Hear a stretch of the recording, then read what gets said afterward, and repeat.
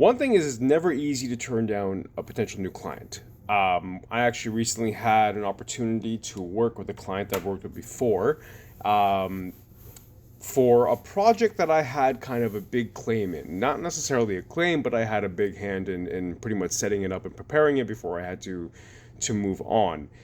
The issue I had is that I was called back in to help and assist with it, months, actually over a year down the line. And when I came back in, there was a lot of issues that I saw that was in development. But the problem that I had, biggest one, is that they already had an active project manager on the job. But they wanted, as a client, wanted a representation of their own project manager on this job as well. The issue I had is because of all the issues that were already starting to show up, specifically because the project has now underway and they were doing the specific job in question. I saw a lot of discrepancies. I saw some issues pertaining to work modifications that needed to happen, be able to have a completed job.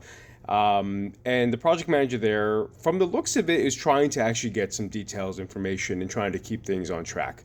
The biggest issue I have is the fact that the client wanted me to come in as a representation for them as a project manager, but the problem is there's already a PM on the job, which begs the question, does a redundant position benefit anything in this point in time? As me coming in, I'll be asking repetitive questions, redundant questions. I'll be asking clarification that's already been kind of handled and done.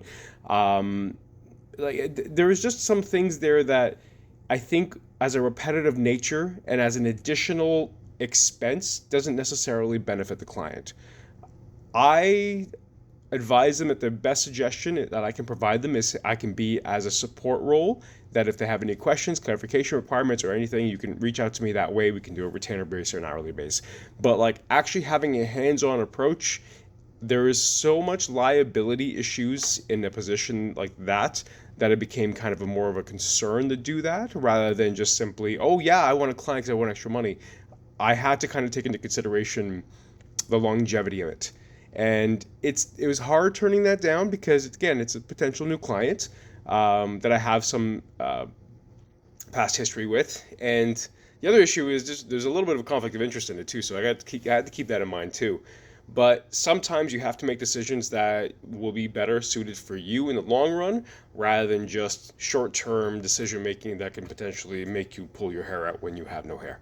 So yeah, that's one update with that. So hopefully I can help them out as best I possibly can, but not as a hands-on approach in my opinion.